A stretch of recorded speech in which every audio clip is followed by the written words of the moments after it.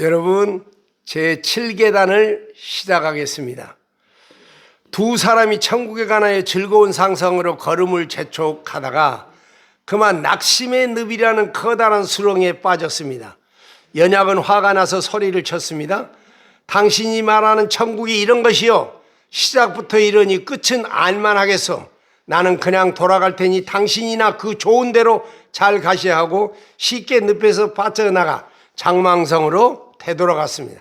그러나 기독도는 쉽게 빠져나오지 못하고 노력하면 할수록 더 깊은 곳으로 빠져들었습니다. 그러나 기독도는 나는 결코 돌아가지 않겠다고 굳은 결심으로 장망성에서 될 수 있나 반대편 먼 곳으로 나가려고 애를 썼습니다. 자, 예수를 믿으면 세상 모든 일이 형통합니까? 대부분의 신자들은 신앙생활 초기에 기대가 많습니다. 그 기대란 예수를 믿으면 모든 일이 잘 될 것이고 그동안 겪고 있는 인생 난제들이 일시에 다 해결될 것이라는 바람입니다. 어떤 사람이 예수를 처음 믿을 당시에 자신이나 가정에 어려운 일이 많은 경우가 대부분입니다. 그들은 기독교를 믿으면 이러한 문제들이 해결되지 않을까 하여 기독교로 개종한 경우도 있습니다. 예수를 믿으면 모든 문제가 일시에 해결될 줄 알았는데 변화가 없거나 더욱 좋지 않는 일이 생기면 곧 예수를 믿어서 그런가 하고 회의를 갖게 됩니다. 그러나 우리가 믿음을 갖는 것은 현세의 고통이나 질병, 경제적인 문제를 해결받으라는 것이 아닙니다. 죄사함을 받고 영원히 구원받기 위해서라는 사실을 우리는 알아야 합니다. 어떤 사람이 주님을 찾아서 자기 형님이 아버지 재산을 독차지했으니까 자기 형님에게 권면해서 재산을 자기와 나누어 주라고 부탁을 했습니다. 이 청년은 예수님을 찾은 이유는 형과 재산 분할 문제를 해결하기 위해서였습니다. 주님은 그 역할을 단호히 거절하셨습니다. 예수를 믿는 목적이 육신의 문제를 해결받는 것이라면 기독도나 연약처럼 낙심의 늪에 빠지기가 십상입니다. 실제로 얼마나 많은 신자가 그런 목적으로 교회를 나오는지 모릅니다. 즉 자신의 지금 당면한 육신의 문제를 해결하기 위해서요.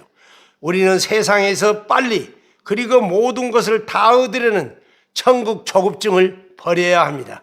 천국은 그렇게 가까이 있지 않고 우리 인생을 다 마쳐야 가는 것입니다. 또 낙심의 늪에 빠지는 다른 부류는 나 같은 사람도 구원받을 수 있을까 하다가 내가 지은 죄가 얼마인데 하고 회의가 생기는 경우입니다. 어려운 일이 많아지면 신자는 자신의 과거 잘못을 생각하게 되고 그런 일들이 자신의 양심을 짓누릅니다. 그래서 그런 죄 때문에 자신은 구원받을 수 없을 것이라고 낙심하게 되는 것입니다. 그러나 우리가 분명히 알아야 하는 것은 우리가 구원받는 것은 자신의 의 때문이 아니고 순전히 하나님의 은혜요 예수 그리스도 공로 때문이라는 사실을 믿고 약해지지 말아야 합니다. 연약이란 사람은 낙심의 늪을 쉽게 빠져나와 절망성으로 들어갈 수 있었습니다. 그는 왜 낙심의 늪에서 신속하게 빠져나올 수 있었는가? 그의 신앙생활의 목적은 단지 천국을 가는 것이지 죄사함과 관계가 없는 것이었습니다. 그의 신앙생활은 당면한 어려움을 해결하는 것이었지 영원한 천국과는 관계없는 신앙생활을 시작했던 것입니다. 그의 신앙은 죄사함과도 상관없고 구원과도 상관없었기에 세상 축복에 대한 기대가 깨지자 쉽게 돌아갈 수 있습니다. 연약은 자신의 죄의 무게를 인식하지 못했기 때문에 죄 문제를 해결하고 싶은 마음이 없었어요.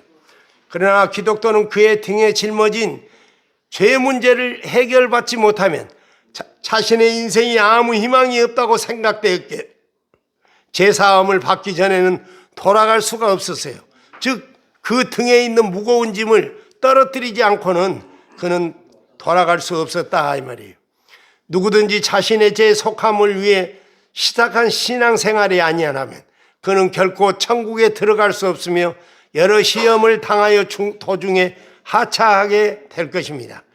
우리는 많은 사람들이 교회에 와서 자신의 개인 문제를 해결받기 위해서 열심히 기도하는 것을 봅니다.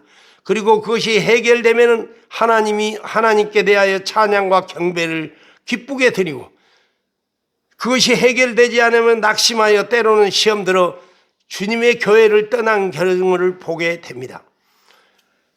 최자실 전도사님, 그는 할렐루야 아줌마라고 불렀습니다.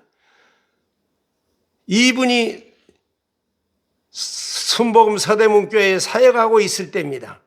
홍제동 산골짜기로 전도차 갔다고 합니다. 거기에는 많은 양계장이 있었습니다. 양계장 주인 한 사람이 양계장 입구에 나와서 의자에 앉아 시름에 잠겨 있었습니다. 최전도사님은 그에게 전도지를 주고 예수를 믿으라고 했습니다. 그랬더니 그 사람이 심각하게 물었습니다.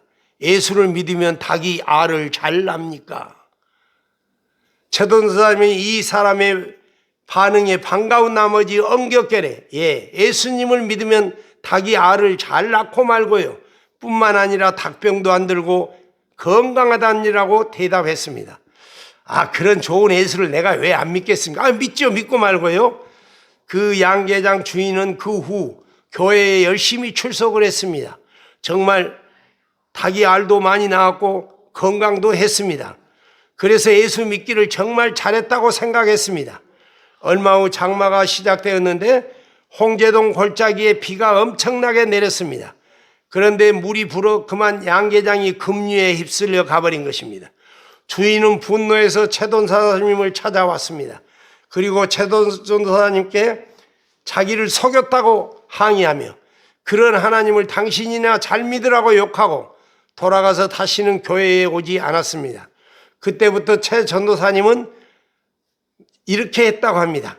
전도자는 땅 위의 천국을 전하는 자가 아니라 하늘의 천국을 전하는 거라고 깨닫고 전도할 때 하늘의 천국을 전했다고 합니다. 여러분이 그리스도를 찾는 것은 자신이 세상에서 겪고 있는 곤란한 문제를 해결하기 위한 것이 아닙니까? 죄 문제 해결 없이 땅 위에서 주어지는 복들은 진정한 복이 아닐 수 있습니다. 결국 사람을 해롭게 만드는 요소가 될 수 있는 것입니다. 사단은 우리 믿음을 시기합니다. 믿음 초기 어려움이 계속되어도 실망하지 말아야 합니다. 하나님이 무익하게 우리를 고난 가운데만 두시지는 않을 것입니다. 참고 인내하고 기도하면 반드시 하나님은 더 큰 상을 주실 것이며 저 세상에서 주시고 이 세상에서도 방관하지 않으십니다. 예수께서 말씀하십니다. 내가 진실로 너희에게 이르노니 나와 미 복음을 위하여 집이나 형제나 자매나 어미나 아비나 자식이나 전토를 벌인 자는 금세에 있어 집과 형제와 자매와 모친과 자식과 전토를 100배나 받되 핍박을 겸하여 받고 내세의 영생을 받지 못할 자가 없느니라라고 하셨습니다. 신앙의 요새에는 인내가 있습니다. 인내를 통하여 우리의 신앙은 더욱 성숙하게 됩니다. 오늘 당신의 기원이 응답되지 않더라도 낙심하지 마시기 바랍니다. 하나님은 당신의 필요를 아시며 결국 당신의 문제를 해결해 주실 것입니다. 아멘, 할렐루야.